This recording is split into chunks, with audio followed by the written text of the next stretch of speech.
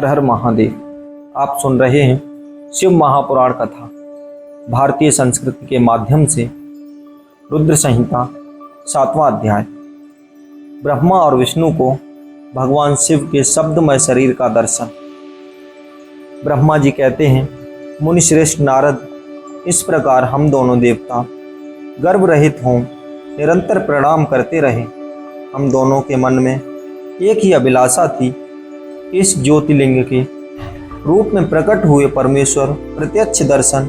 भगवान शंकर दीनों को प्रतिपालक, अहंकारियों का गर्व चूर करने वाले तथा सबके अविनाशी प्रभु हैं। वे हम दोनों पर दयालु हो गए। उस समय वहाँ उन सुरश्रेष्ठ से ओम ओम ऐसा शब्द रूप नाद प्रकट हुआ जो स्पष्ट रूप से सुनाई देता था। वह नाद लुप्त स्वर में अभिव्यक्त हुआ था। जोर से प्रकट होने वाले उस शब्द के विषय में यह कहा गया है। ऐसा सोचते हुए समस्त देवताओं के आराध्य भगवान विष्णु मेरे साथ संतुष्ट चित्त से खड़े रहे। वे सर्वथा वैर भाव से रहित थे। उन्होंने लिंग के दक्षिण भाग में सनातन आदि वर्ण अकार का दर्शन किया, उत्तर भाग में उकार का, मध्य भाग में मकार का और अंत में ओम इस नाद का साक्षात दर्शन एवं अनुभव किया। दक्षिण भाग में प्रकट हुए आदि वर्ण आकार को सूर्यमंडल के समान तेजोमय देखकर जब उन्होंने उत्तर भाग में दृष्टिपात किया, तब वहाँ उकार वर्ण अग्नि के समान दीप्तिशाली दिखाई दिया। मुनिश्रेष्ठ, इसी तरह उन्होंने मध्य भाग में मकार को चंद्रमंडल के समान उज्ज्वल कांति से प्रकाशमान देखा।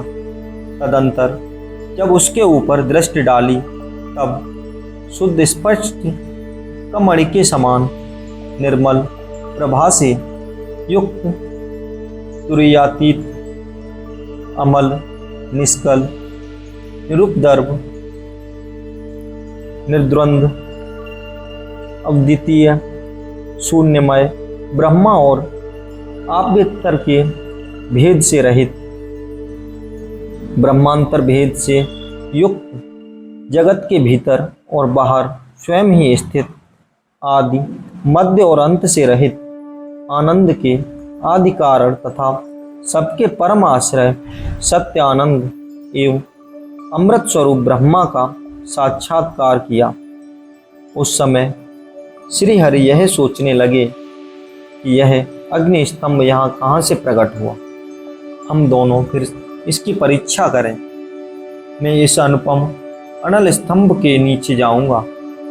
ऐसा विचार करते हुए श्री हरि ने वेद और शब्द दोनों के आवेश से युक्त विश्व आत्मा शिव का चिंतन किया। तब वहाँ एक ऋषि प्रकट हुए, जो ऋषि समूह के परम सार रूप माने जाते हैं। उन्हीं ऋषि के द्वारा परमेश्वर श्री विष्णु ने जाना, इस शब्द ब्रह्ममय शरीर वाले परम लिंग के रूप में साक्षात पर ब्रह्म स्वरूप महादेव जी हैं, यहाँ प्रकट हुए हैं। ये चिंता रहित अथवा अचिंत्य रुद्र हैं। जहाँ जाकर मन सहित वाणी उसे प्राप्त किए बिना ही लौट आती है। उस परम ब्रह्मा परमात्मा शिव का वाचक एकाक्षर प्रणव ही है। वे इसके वाच्यार्थ रूप हैं। वह परम कारण, ऋतु, सत्य, आनंद एवं अमृत स्वरूप परमात्मा पर ब्रह्मा एकाक्षर का वाच्य है। प्रणव के एक अक्षर आकार से जगत के बीजभूत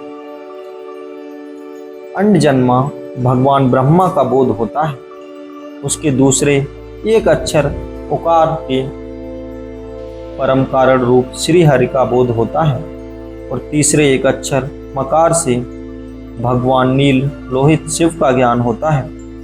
आकार सृष्टि करता है, उकार मोह में डालने वाला है और मकार नित्य अनुग्रह करने वाला है।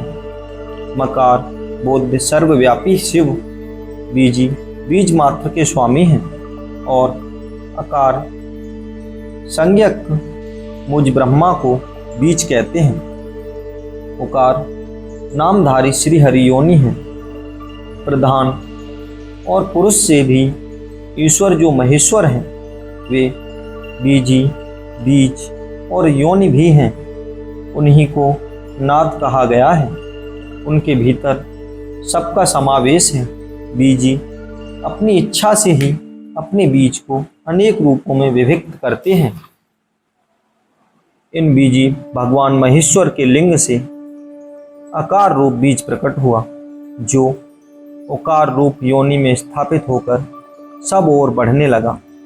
वह सुवर्णमय अंड के रूप में ही बताने योग्य था। उसका और कोई विशेष लक्षण नहीं लक्षित होता था। वह दिव्य अंड अनेक वर्षों तक जल में ही स्थित रहा। तदंतर 1000 वर्ष के बाद उस अंड के 2 टुकड़े हो गए। जल में स्थित हुआ वह अंड अजन्मा ब्रह्मा जी की उत्पत्ति का स्थान था और साक्षात महेश्वर के आघात से ही फूटकर 2 भागों में बट गया।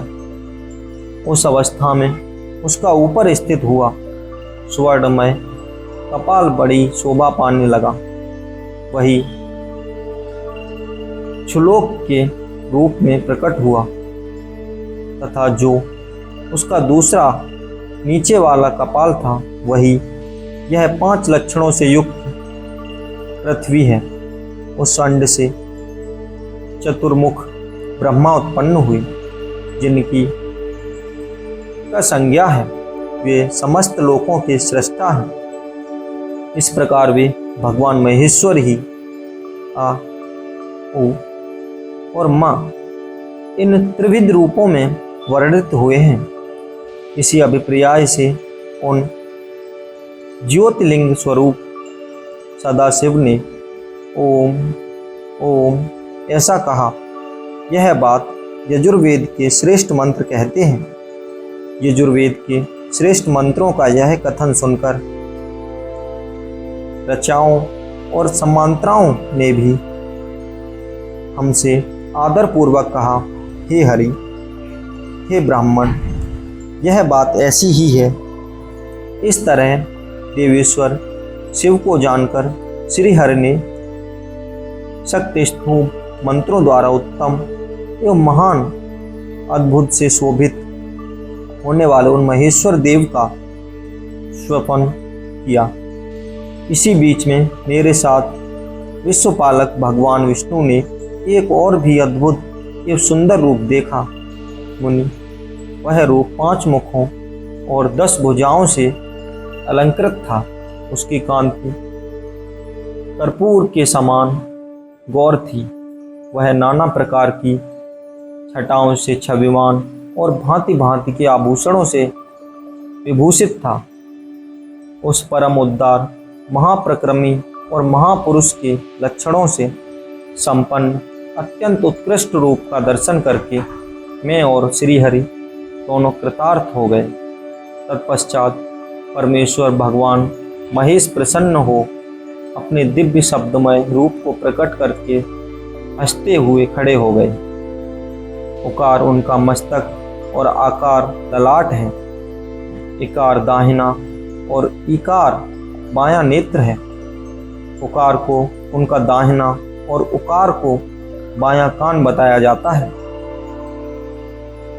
ऋकार उन परमेश्वर का दायां कपोल है और ऋकार बायां ल और ल्या ये उनकी नासिका के 2 छिद्र हैं।